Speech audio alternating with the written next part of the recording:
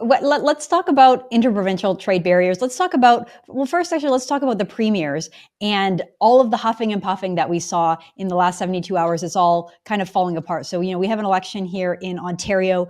Doug Ford is trying to get another majority mandate, and he was kind of out being the loudest with retaliatory measures against the trade tariffs, canceling Starlink, saying that the LCBO, the liquor store in Ontario, is no longer going to carry American whiskey or wine.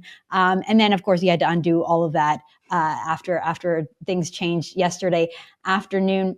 Chris, what did you think of all of the premiers? On the one hand, we're saying that tariffs are bad, that we don't want to have a trade war. And then on the other hand, we had premiers from just about every province except for Alberta jumping up and down, saying like no to the Americans. It kind of reminded me of like the 2003 moment where Americans stopped selling French fries and it became freedom fries, right?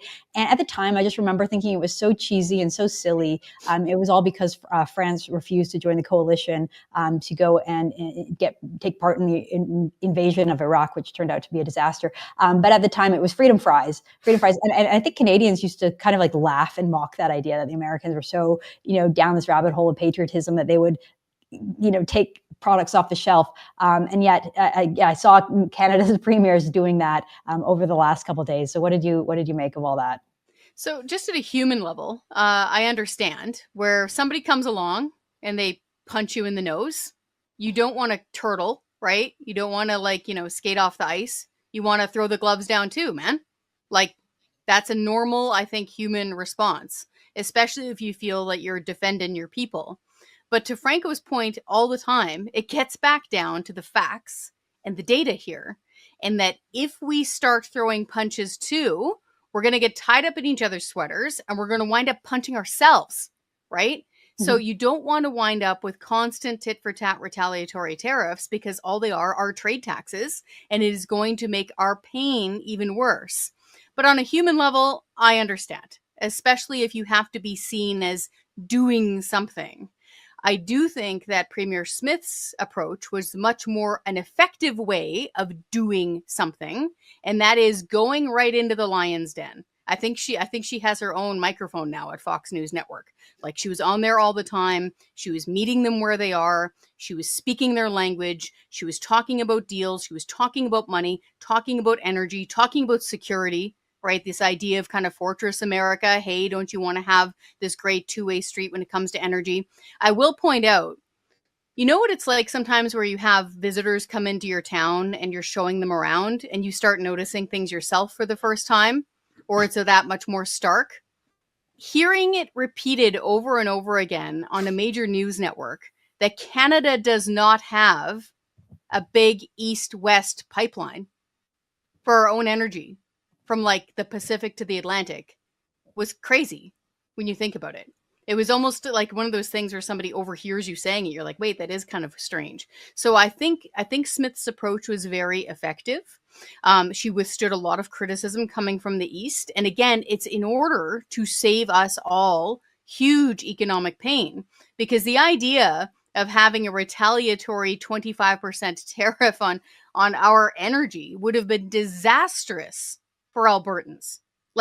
I can't even picture it. It would have been horrific. And so it was really important for premiers to stand up and do stuff, but that stuff had to actually be effective. I haven't checked online yet this morning, but I was kind of laughing to myself, wondering if Premier Ford had a ceremonial big roll of tape where he was taping his Starlink contract back together. Whether or not he did that, I don't know.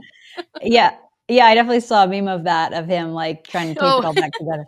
I don't know if that was real or not, but probably not. But yeah, so Doug Ford had promised to rip up Ontario's nearly $100 million contract with Elon Musk's Starlink.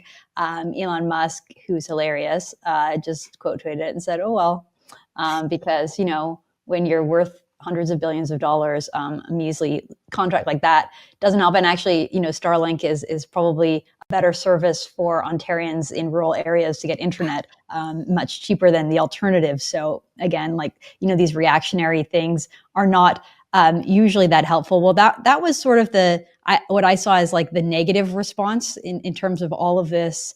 Particularly when it came to alcohol. Franco, you mentioned that Canadians pay ridiculous taxes already when it comes to alcohol. We had Manitoba, Yukon, Nunavut,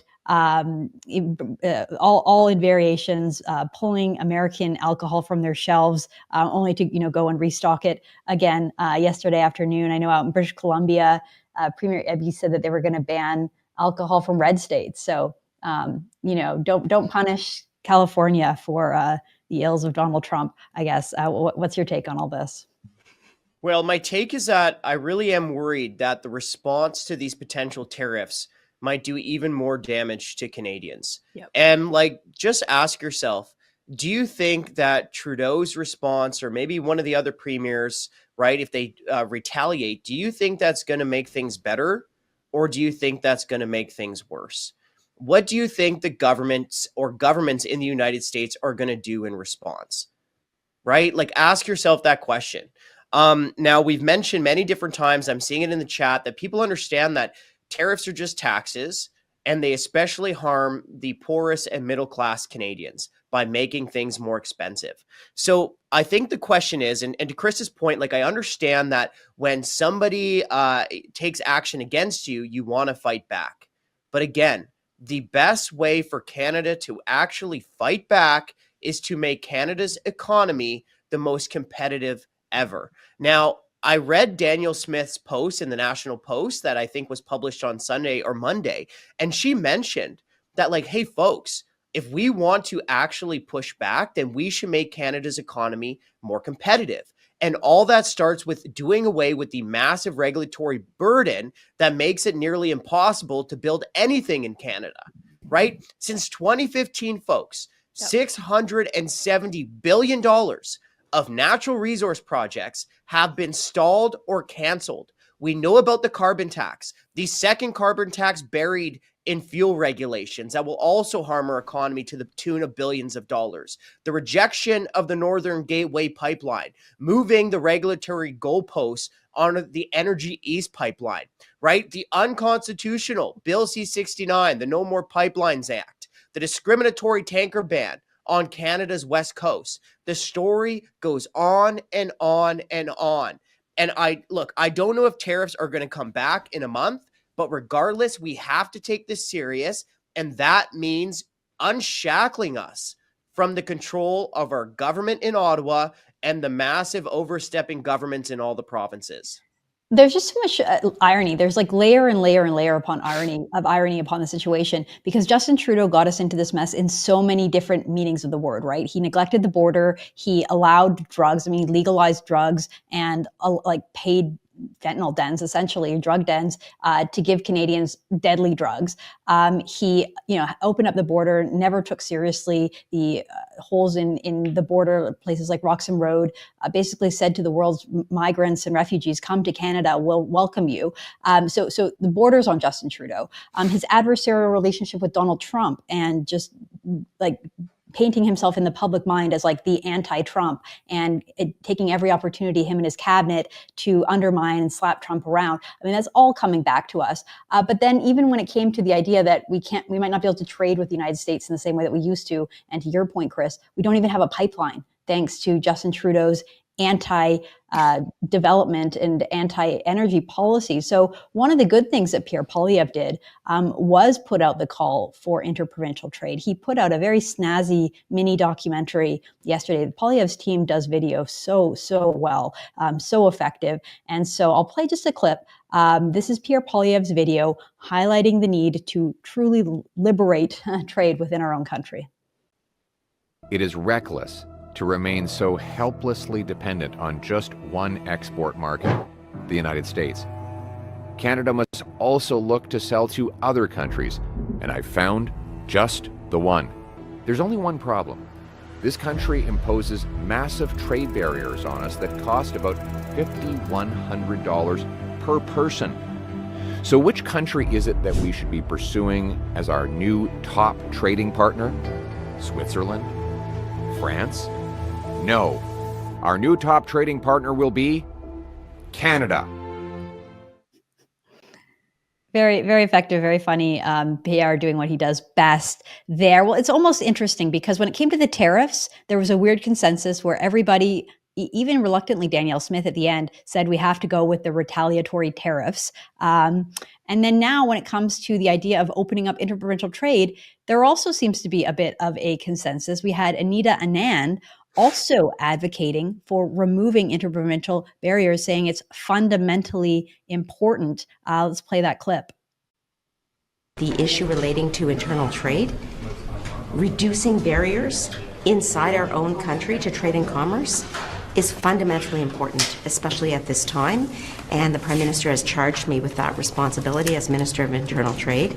And so that's what I'm focusing on. This is what she's focusing on. I don't know that she's made any inroads there. Chris, what do you think of all this? It just goes back to, okay, so interprovincial trade barriers, this has been going on for so long, like before Franco was born. Before most of us, I bet you, were born. This has been an issue. Perrin Beatty, okay, who worked with the Mulroney government, has been talking about this literally for decades. The idea that now at like 11:59, 30 seconds before we're supposed to get a trade tariff over our heads, that now all of a sudden we should fix this? Yeah. You guys all across governments, all parties, pox on all their houses. They should have done this decades ago. So if we're going to do it now, okay. But I really am pleading with the governments to focus. Don't have attention deficit on this.